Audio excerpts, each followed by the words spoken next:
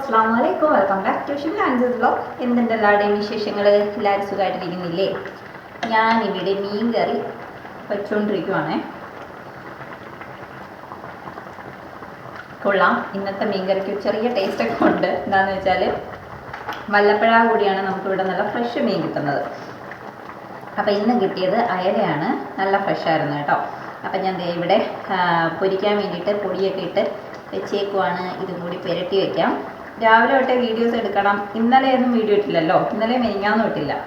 Reason എന്താണെന്ന് വെച്ചാൽ, video ഇടാത്തതിൻ്റെ reason എന്താണെന്ന് വെച്ചാൽ, വീഡിയോ ഇടേണ്ട സമയം കൂടി ഞാൻ ഇങ്ങനെ ഇരുന്ന് ന്യൂസ് കേട്ടോണ്ടിരിക്കും കേട്ടോ. വീഡിയോ എടുക്കണമെന്നൊക്കെ വിചാരിക്കും, പക്ഷെ അങ്ങ് എന്താ പറയുക, നമ്മുടെ നിങ്ങൾ എല്ലാവരും കണ്ടിട്ടുണ്ടാവും ന്യൂസിൽ വെഞ്ഞാറമൂട് കൂട്ടക്കൊല.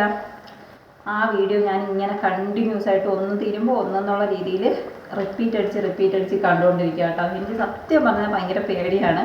പക്ഷേ എനിക്കിങ്ങനെ ഒരു ന്യൂസ് കാണുമ്പോൾ അടുത്ത ന്യൂസ് കാണുക എന്ന് പറയുന്നത് ത്വര വരും. നമ്മൾ ഒരു ന്യൂസ് കണ്ടുപോയ യൂട്യൂബ് ആ ഒരു ഇത് തുറക്കുമ്പോൾ തന്നെ കംപ്ലീറ്റ് ന്യൂസ് ഇങ്ങനെ വന്ന് കിടക്കുമല്ലോ.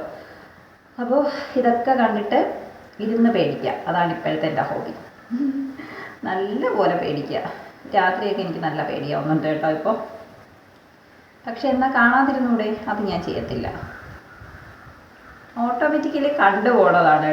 എന്തായി എന്നറിയാൻ വേണ്ടിയിട്ട് നമ്മൾ അടുത്തതെന്നുള്ള രീതിയിൽ കാണുമല്ലോ. അതാണ് പ്രശ്നം.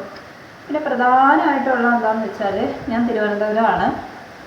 കല്ലമ്പലമാണ് എൻ്റെ സ്ഥലം. അതായത് വെഞ്ഞാറമൂട് ആറ്റിങ്ങൽ കഴിഞ്ഞിട്ട് അവിടെ നിന്ന് ആറ്റിങ്ങൽ നിന്നൊരു 10 കിലോമീറ്റേഴ്സ് കല്ലമ്പലം. അപ്പോൾ അത്ര ദൂരേ ഉള്ളൂ. പിന്നെ ഇക്കാട അനിയത്തിയുടെ വീടൊക്കെ വെഞ്ഞാറമൂട് ചുള്ളാള ആ ഭാഗത്താണ് കേട്ടോ. അപ്പോൾ എല്ലാം അറിയുന്ന സ്ഥലങ്ങൾ ഒക്കെ ആകുമ്പോൾ നമുക്ക് ആ ഒരു ബുദ്ധിമുട്ട് വരുമല്ലോ. വേറെ എവിടെയോ കേൾക്കുന്ന ഒരു ന്യൂസ് ആകുമ്പോൾ എവിടെയോ അല്ലേ എന്ന് വിചാരിക്കും. പക്ഷേ ഇങ്ങനെ കേട്ട് കൂടുതൽ ഇപ്രാവശ്യം 2025 തുടങ്ങിയതിന് ശേഷം ഇതുപോലുള്ള ഒരുപാട് ന്യൂസുകൾ കേട്ടിട്ടുള്ളത് തിരുവനന്തപുരത്താണ്. അതിലേക്ക് ഒരു പേടിയും ടെൻഷനും എന്തൊക്കെയൊക്കെയോ ഉണ്ട് കേട്ടോ. അറിഞ്ഞൂടാ എങ്ങോട്ടാണ് പോകുന്നതെന്ന്.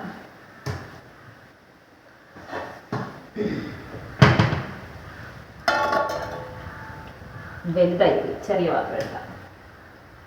അപ്പോൾ ഇന്നത്തെ കുറച്ച് ജോലികളൊക്കെ കഴിഞ്ഞിട്ടുണ്ട്. മീൻകറി വെച്ചു, തൈര് കറി ഉണ്ടാക്കി. പിന്നെ പച്ചക്കറിയൊന്നും ഇല്ല കേട്ടോ. അതുകൊണ്ട് ഞാൻ വിചാരിച്ചു ഉള്ളി എടുത്തിട്ട് ഒരു തോരൻ പോലെ വെക്കാമെന്ന് വിചാരിച്ചു. പിന്നെ മടിച്ചു. നോക്കട്ടെ, പറ്റോളന്നുണ്ടെങ്കിൽ കുറച്ച് കഴിഞ്ഞിട്ട് വന്നിട്ട് ഞാനത് ചെയ്യും. മീൻ പൊരിക്കുന്നതിൻ്റെ കൂട്ടത്തിൽ തോരനോട് ഉണ്ടാക്കാമെന്ന് വിചാരിച്ചു. മീൻ ഇപ്പോൾ പൊരിച്ചിട്ട് കാര്യമില്ല, കഴിക്കാറാകുമ്പോൾ പൊരിക്കാമെന്ന് വിചാരിച്ച്. ചോറ് കുക്കറിൽ ഇരിക്കുന്നേ ഉള്ളൂ. അപ്പോൾ അത് ഇനി എടുത്ത് വാർത്തിടണം. അതിന് മുന്നേ ഞാനൊരു നെല്ലിക്ക കഴിക്കാം. ഷൈവയുടെ വീട്ടിൽ പോയിട്ട് വന്നപ്പോൾ കൊണ്ടുവന്ന നെല്ലിക്കയാണ് കേട്ടോ. അത് ഞാൻ ഉപ്പിലിട്ട് വെച്ചു. നല്ല ഉപ്പൊക്കെ പിടിച്ച് ഇരിക്കുന്നുണ്ട്. കഴിക്കാം.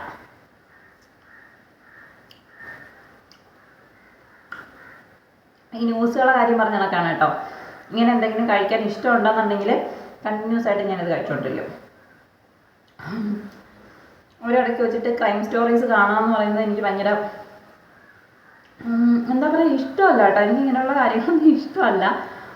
പക്ഷെ ഒരു ന്യൂസ് തീരുമ്പോഴത്തേക്ക് അതെന്തായി എന്നറിയാൻ വേണ്ടിയിട്ട് ഇങ്ങനെ കണ്ടുകൊണ്ടിരിക്കുമല്ലോ. ഒരു അസുഖം ഉണ്ടായിരുന്നു. ഈ ഇടയ്ക്ക് ഞാനത് നിർത്തി വെച്ചതാണ്. അപ്പോൾ വീണ്ടും ഈ ഒരു ന്യൂസ് വന്ന ദിവസമൊന്നും ഞാൻ കണ്ടിട്ടില്ല. പേടിയായതുകൊണ്ട് എന്നെ കാണാതിരുന്നു. അപ്പോൾ ഇങ്ങനെ കാണുമ്പോൾ ന്യൂസ് കേൾക്കാൻ പറ്റുമല്ലോ. പിന്നീട് ഇങ്ങനെ നോട്ടിഫിക്കേഷൻ വന്നു തുടങ്ങിയപ്പോൾ ചെറുതായിട്ട് ആദ്യത്തെ ഒരു ന്യൂസ് ഇട്ട് നോക്കിയത്. പിന്നെ കണ്ടിന്യൂസ് ഇത് തന്നെയായിരുന്നു പരിപാടി. അപ്പം ഇന്നും ഇത്രയും നേരം എൻ്റെ പരിപാടി അത് തന്നെയായിരുന്നു.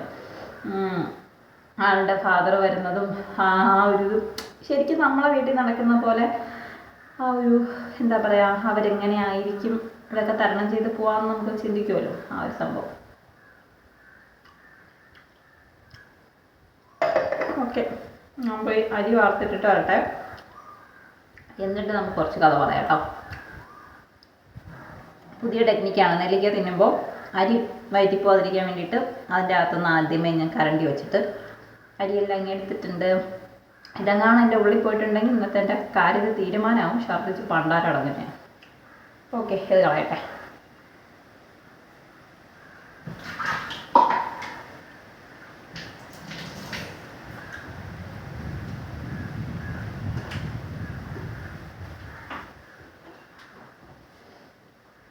റൈഹു വീട്ടിൽ നിന്ന് മാങ്ങ എടുത്തുകൊണ്ട് വന്നിട്ട് റൈഹു ഇവിടെ മാങ്ങ ഉപ്പിലിട്ട് വെച്ചിട്ടുണ്ട് കേട്ടോ. അതും കൂടി നമുക്കൊരു പീസ് കഴിച്ച് നോക്കാം. ഇതുവരെ ഞാൻ ഇത് കഴിച്ചില്ല. ചൂടായതുകൊണ്ട് വീട്ടിൽ നിറയെ മാങ്ങ പിടിച്ചിട്ട് എല്ലാം ഇങ്ങനെ കുഞ്ഞു പ്രായത്തിൽ തന്നെ കൊഴിഞ്ഞ് വീഴുക.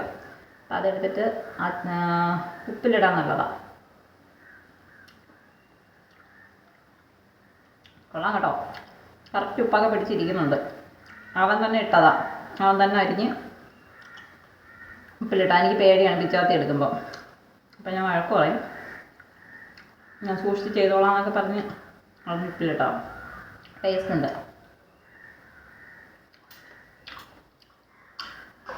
അടിപൊളി. അപ്പം ഇനി നിന്നാൽ ചോറ് കഞ്ഞിയാവും. അപ്പം അത് വാർത്തിടട്ടെ.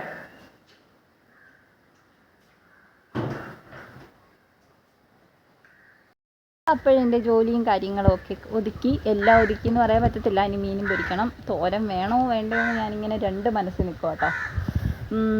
നോക്കട്ടെ, ചിലപ്പോൾ വയ്ക്കും, ചിലപ്പോൾ വയ്ക്കില്ല.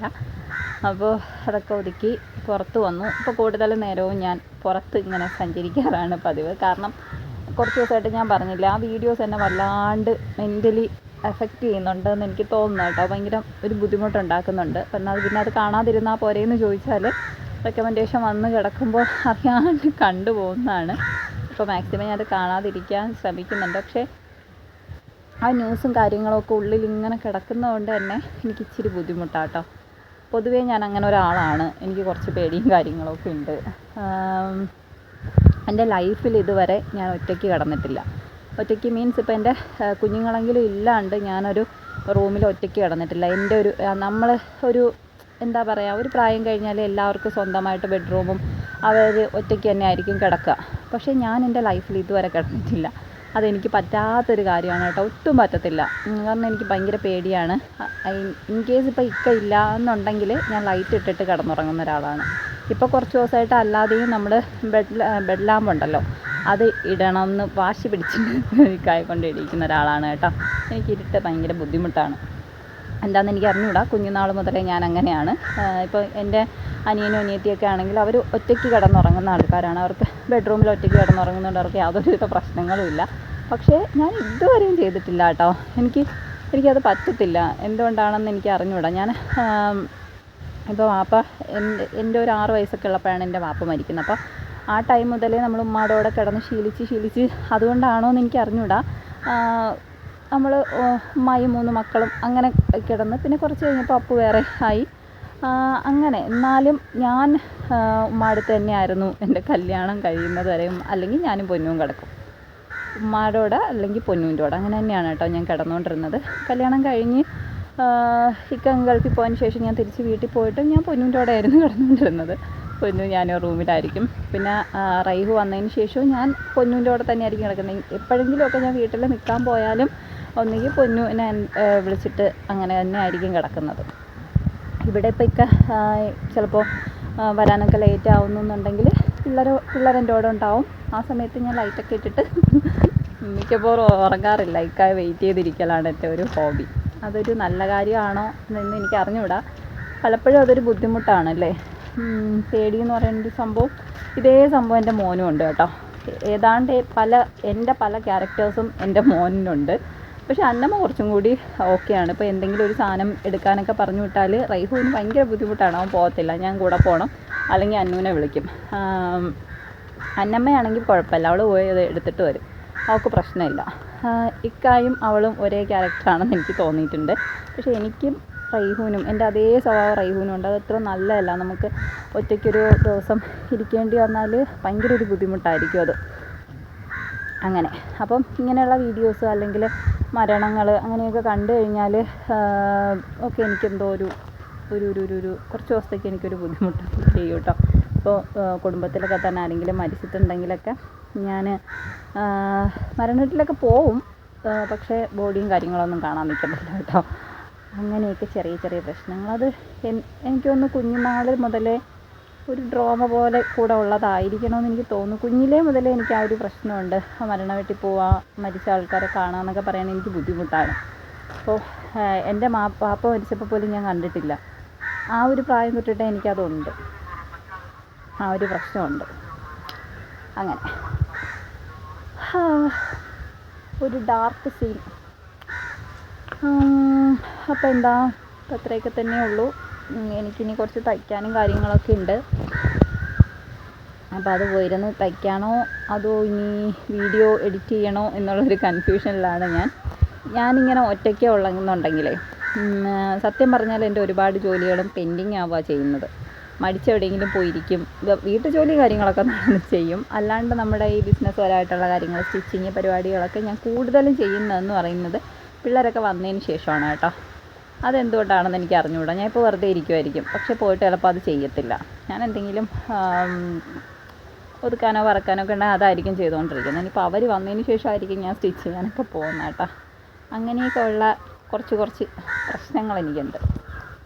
ഓക്കെ, നമ്മളെ കുഞ്ഞു പ്രായത്തിലെ എന്തെങ്കിലുമൊക്കെ കാര്യങ്ങൾ നമ്മളെ അഫക്റ്റ് ചെയ്തിട്ടുണ്ട് എന്നുണ്ടെങ്കിൽ അതെനിക്ക് തോന്നുന്നു ലൈഫ് ലോങ് നമ്മളിങ്ങനെ ഹോൾഡ് ചെയ്തുകൊണ്ടിരിക്കും.